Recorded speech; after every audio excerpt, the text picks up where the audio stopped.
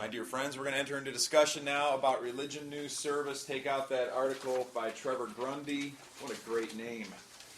I would probably change mine to Gundy or Grundy, but anyways, he didn't pick it. So this was posted March 21st on the internet, a Religious News Service. Church of England Sunday attendance continues downward slide. Now what we're about to read is especially salient because I've told you that Europe with Islam now is what America with Islam will be. Okay? So let's begin reading. Canterbury, England. Attendance figures released by the Church of England show that Sunday worship attendance continues its downward slide and now stands at about half of what it was 45 years ago. All right, 45 years ago was what year? 45 years ago. 70s? Oh my goodness. 69. 1969. Excellent. So in 1969, you had twice the number of people attending church in England that you do now. Think about that. That's pretty wild. What does that tell you? Someone give me an idea of some of the things you know that are going on in England. Right now. Well, you know, things that reflect the fact that half of the people go to church now. Why in 1969 would there have been more? What was going on in 1969? What was going on in England? Or, I mean, think about it. What are we only 25 years after in 1969? World War II. Anything happened with England in World War II? They get bombed. Yeah, they got crushed. You know, they just constant bombing runs over London. Who was the great figurehead in Parliament at the day? Churchill, Winston Churchill. I have a 6-volume World War II history written by Winston Churchill. Near and dear to my heart. And so in any case, blood, sweat, and tears, a man that made them come to fruition where they needed to be, come to the stage. And now 25 years after World War II, their church attendance is probably respectable, but now 45 years later, they are at half the church attendance. Now that's not too troubling if it weren't for what we're about to read.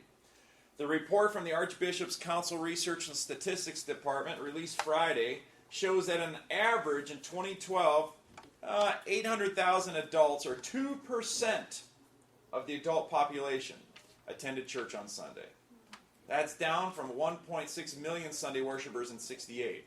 So really, you only still had 1 in 20 Brits going to church in 1969.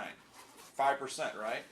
I'll tell you what, let's double it. Let's assume that the population grew, and so that even though the church attendance was 1.6 million, let's say that wasn't 4%, because right, it's 2% now. So if you double that in 1969, it's 4%.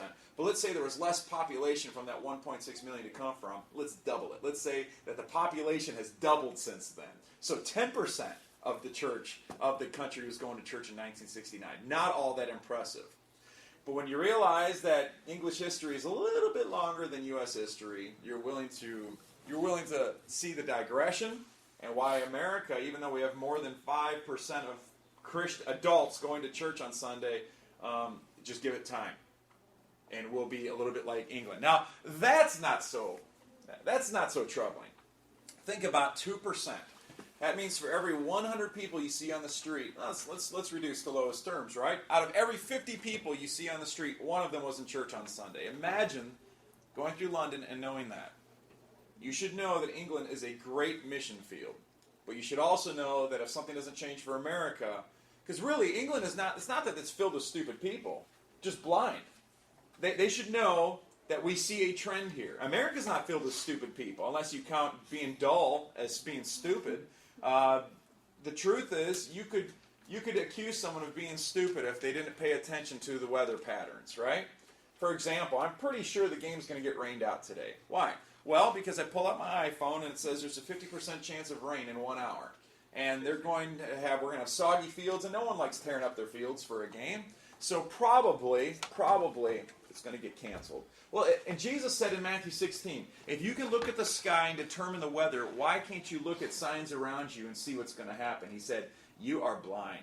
He said it in Matthew 16. So when we have in England that sees what's happening with the secularization and the Islamization of England, I really don't know what's going to happen here. Why don't you see what's going to happen? We looked in our textbook and saw that in the 600s and 700s and 800s, Islam spread like wildfire through the Middle East by force.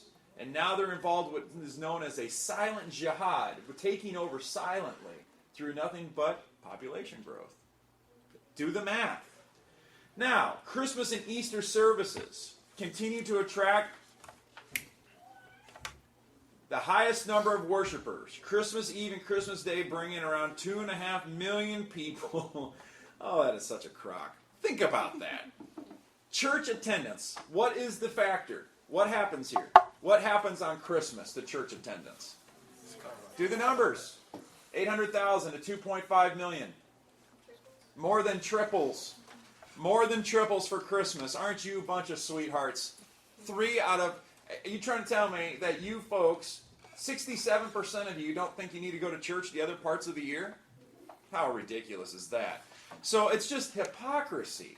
And ask England, what kind of country? Oh, we're a Christian nation. No, you're as Christian as I am Japanese. Just because you say that we go to church on Christmas, well, look here, 2.5 million people is still under 10% of the population.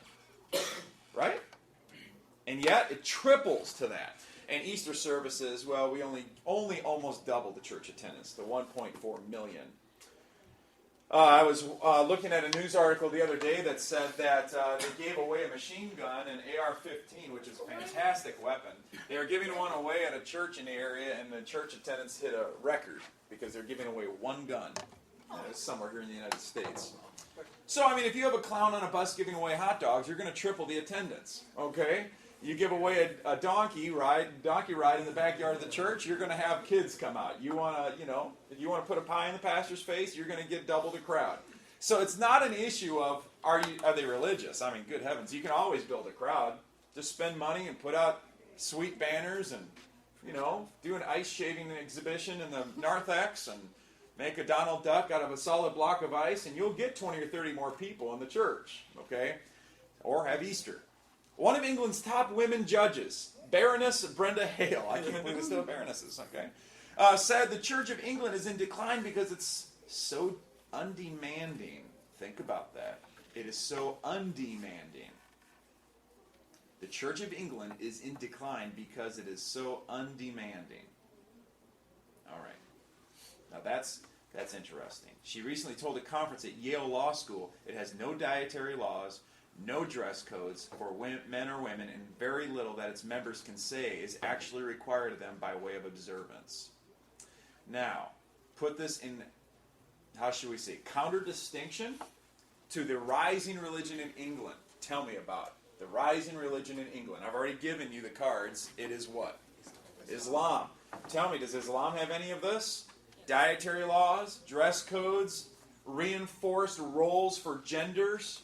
Yes, you actually have to pay a price, so to speak, to be a Muslim.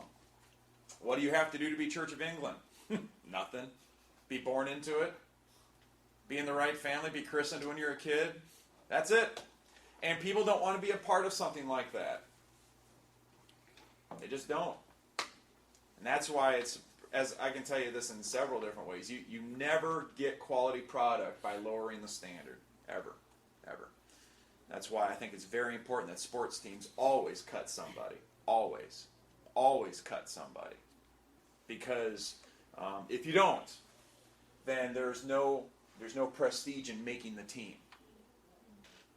Okay? If everyone who tries out for something gets picked up, this isn't the everyone's a winner club. Everyone's not a winner. You don't remember this, Miss Emma, but I remember when you were 12, and I was involved with a Bible study with your daddy every Friday night at the Taylor's house. And I think Scott Taylor was like young.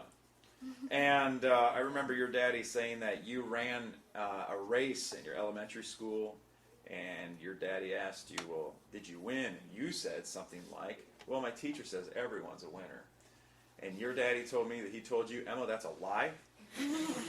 Not everyone is a winner, and even if you were second, you were the first loser. That has stuck with me. which is humiliating for a pastor to know that so little of what Hebrews says is remembered. Usually it's one line out of a sermon somewhere, and that's if it's good. Or bad. Hey, if it's really bad, people remember it too. That's a plus, I guess. So anyway, this baroness, this judge says that it came in a lecture of following a series of court cases in which British Christians claimed to be suffering from religious discrimination but lost their cases. She described England as a paradoxical country when it comes to religion, saying that even though the Church of England is the established church and has been since Henry VIII broke from Rome, and why did he do that in the 1500s? Yep, he wanted to divorce his wife, and the Pope said no. So all of a sudden, he is now the head of the new church. And by the way, the true church. Interesting how the true church didn't exist until the 1500s. In any case, half the population does not profess any religious affiliation. It's a lot like an official language, like in Iran. The official language, I think, is Pashto, and I think maybe 20% of the country speaks it, if memory serves. So, what do you think of this article? You see a declining church attendance in America, unless, of course, they're doing what's hip. If you do something that requires something, that seems to be... I mean, this is only one perspective. This judge seems to think it's because there's very little required of someone who is Church of England. I mean, there's nothing required of you. As a matter of fact, you can be a homosexual and be a pastor. I mean, there's very, very little required of you. So I want you to see the trend. A lot of our forefathers in the faith came from England. A lot of our forefathers in this nation, a lot of our founders came from England. So this should come as a real reality check with a lot of us. Any comments on this? What do you expect to happen in England, Austin? In England? What do you expect to happen to England? To England? Given what you know about their birth rate, given what you know about their Christianity, given what you know about the religion. What's that? They're going to die.